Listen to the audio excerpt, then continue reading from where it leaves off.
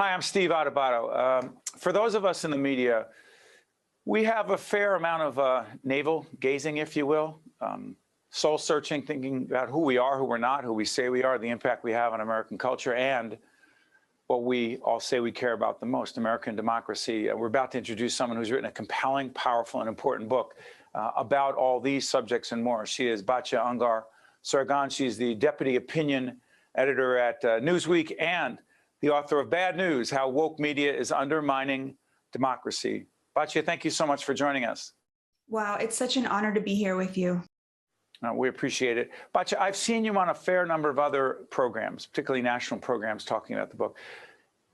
Tell me if I'm wrong. The basic premise of the book is that we, largely in the media, have changed dramatically. Who we are, how we've been educated, how much money we make, and the fact that we are largely, quote, out of touch with the struggles and challenges of most working class Americans who just feel we're either fake or don't represent them or their interests. Is that right? It's right, and they're not wrong. They're correct. So journalism used to be a working class trade. It was the kind of job you picked up while you did it.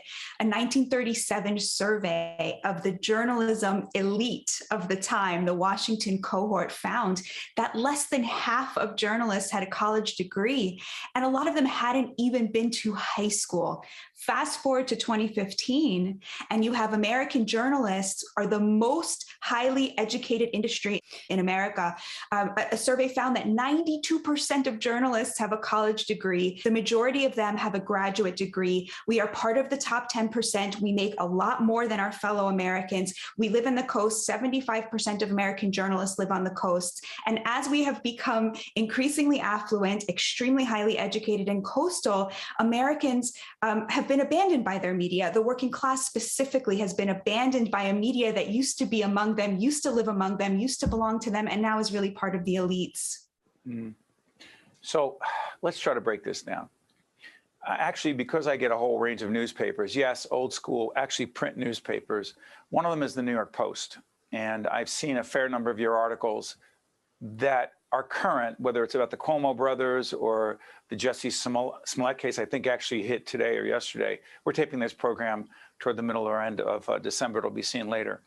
But here's the theme, that basically everything you just said has manifested itself in a disproportionate number of us in the media obsessing about race, obsessing about racial division, obsessing about, and by the way, we, on our series tied to public broadcasting, we are not officially public broadcasting, but there are colleagues. We do a series called Confronting Racism at Every Turn.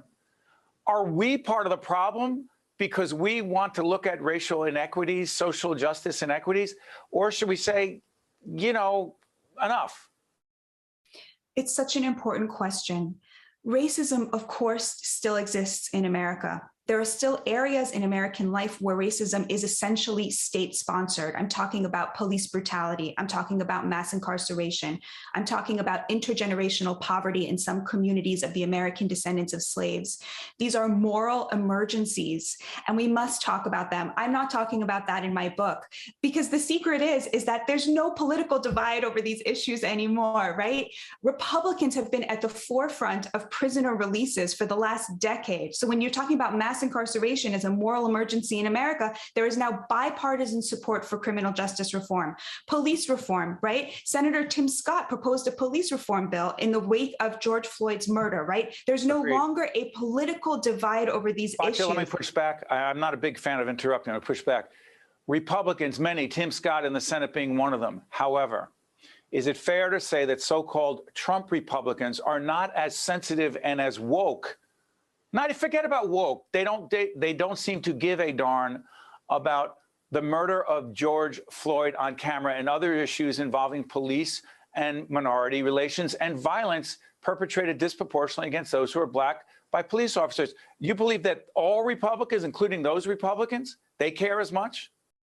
You know, in the wake of George Floyd's horrific and, yes, racist murder, Lindsey Graham went on national television and talked about the importance of police reform. Mitch McConnell went on national television and talked about, you know, America's original sin. Tom Cotton went to a breakfast of Republicans and talked about how Black men encounter the police differently than we do, and that is a moral emergency and something we have to deal with. President Trump released 5,000 Black men from prison. So I just think that narrative really is flawed and not accurate. As part of my job as Newsweek's deputy opinion editor, I have the misfortune of having to watch Fox News and CNN all day long on two screens in my office. Is that what you do? It is what I do. You have to do? It is. I follow the news and how it's developing. And I have to tell you that the difference between them, and this is the argument I make in my book, the difference between them is not about race and it's not about politics. It's about class. Fox News is picturing a viewer that doesn't have a college degree, and CNN is picturing a viewer that has one. And I'll tell you something else. Ahmaud Arbery's murderers were just brought to justice. A jury, a almost completely white jury, found them guilty of murder. And I watched Fox News all day in the wake of that verdict. Every single one of the hosts was praising it and praising the American justice system for bringing those lynchers to justice. Batya, you raise compelling arguments, but as I watch, because it's part of my job in public broadcasting, we actually don't believe we have a horse in the race. You talk a lot about NPR. You do not talk much about PBS. We'll talk about that in a moment. But as I watch Tucker Carlson, because it's partly my job, and I watch him interviewing and doing a special, I believe a 1 hour longer special with the young man who was acquitted for taking that assault rifle onto the streets. You know the rest of the story. And shot people because he said he was at risk. And so I don't even want to give credit to his name. I don't want to give any more credit to the situation, but lionizing him, that's part of the narrative as well. So my job is not to defend CNN or MSNBC, but you do see that there's a disconnect. I hate saying on both sides because it reminds me of something else. But is there a disconnect on both sides, or do you think it's too much of the woke left media? You know what that young man said in that Tucker Carlson interview? Please. He said that he supports Black Lives Matter, and he said that his experience with the criminal justice system, he said to himself, can you imagine if I was a young man of color, it would have been even worse. I definitely wouldn't have gotten justice. I mean, to me, to go on Fox News and say that, that's really important. And I do believe that Kyle Rittenhouse was defending himself. I think you saw that in the videos. So to me, I think people saw different things, but go ahead. This political divide is really, I think that we are inventing a political divide. We are inventing a racial divide when there isn't one anymore. What there is a class divide. We have an immense class divide. We have absolutely deplorable levels of income inequality. The working class of all races has been totally deplatformed. Our media on the right caters to the top 5% of conservatives. Our media on the left caters to the top 10% of liberals. And 90% of Americans have been completely deplatformed by our media. Does it force most of us to find media that reinforces what we think we already believe, Batya? Yeah, absolutely. Absolutely. Although I have to say, my book starts in the 19th century, which was this golden era of American journalism, because it was a populist journalism that was created by and for the working class, the masses. And it was very partisan. It was very partisan on behalf of the working class. They were not objective.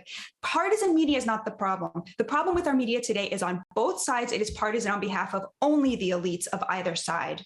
What do you think, what do you believe the implications are potentially for, in the title of the book, Bad News, how the woke media is undermining democracy? Explain the part about undermining democracy, because we've had a mini-series called Democracy at a Crossroads. You seem to be saying it's not even at a crossroads.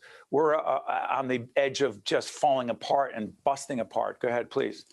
Yeah. So what I argue in the book is that as journalists, stopped being part of the working class and ascended to the ranks of the elites, they abandoned the working class, and they now very much push a view of rule by elite, rule by meritocratic elite, that the smartest people, the most talented people, because they know more, because they have these fancy educations, should get to tell other Americans what to think and how to think and who to vote for. That is fundamentally anti-democratic. Now, I just want to say, what I mean by woke. I am not talking again about police reform, which we desperately need. I'm not talking about criminal justice reform, which we desperately need. I'm not talking about education reform, which we desperately need. New York City's public schools are more segregated than Alabama's. What a shanda, So are New Jersey's. Right? So are New Jersey's, but go ahead.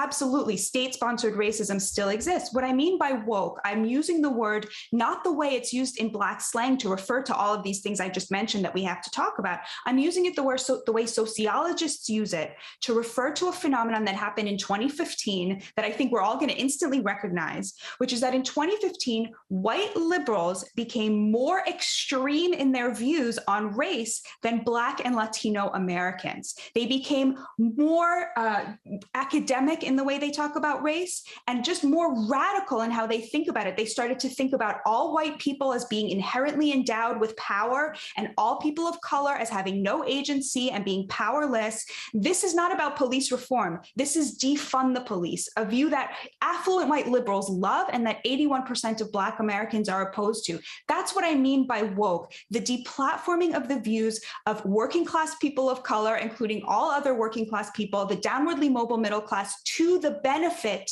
of highly educated elites.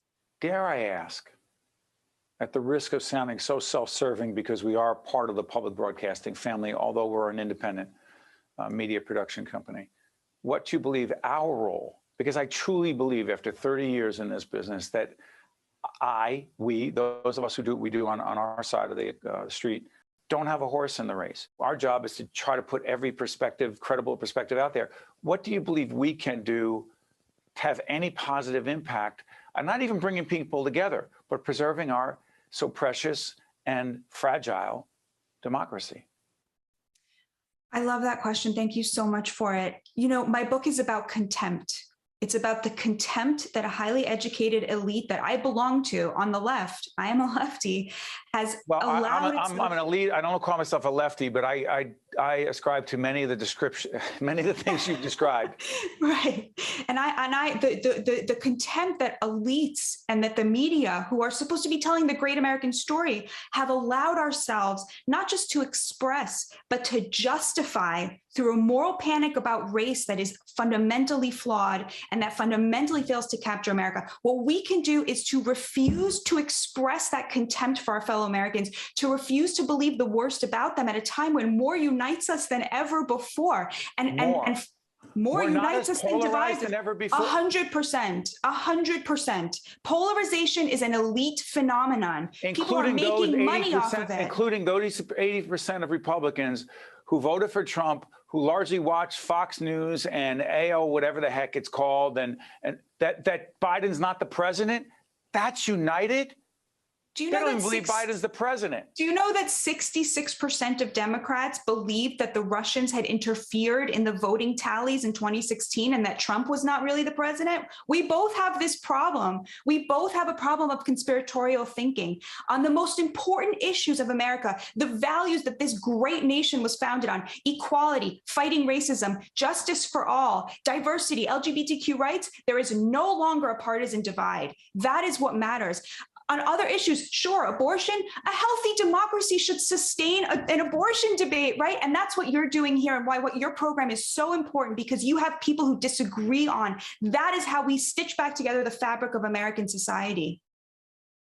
Batya, I got to tell you, I'm hoping and praying that people watching us right now on public broadcasting and other platforms are thinking, asking questions, getting your book. It's called Bad News, How Woke Media, woke used in the way Batya uses it, how woke media is undermining democracy. Think for yourself. Just think for yourself. Hey, Batya, I can't thank you enough. Best to all of you and your family. We're doing this around the holiday seasons. Have a wonderful new year. And we look forward to having you back again and continuing the conversation. All the best. Thank you so much for having me, sir. All the best to you. My pleasure. I'm Steve Adubato. Stay with us. We'll be right back. Think Tank with Steve Adubato has been a production of the Caucus Educational Corporation. Funding has been provided by Holy Name, Delta Dental of New Jersey, Seton Hall University, the Robert Wood Johnson Foundation, Fedway Associates, Inc., New Jersey Sharing Network, Suez North America, Community Food Bank of New Jersey, and by Summit Health. Promotional support provided by NJ.com and by ROINJ. Data shows that many patients have avoided seeking critical health care in the wake of COVID-19 for fear of contracting the virus. Delaying medical care can have serious consequences, So you should never second guess or ignore your symptoms. At Holy Name Medical Center, we have measures in place to prevent infectious disease from spreading. We're clean, we're open, and we're safe for all your healthcare needs.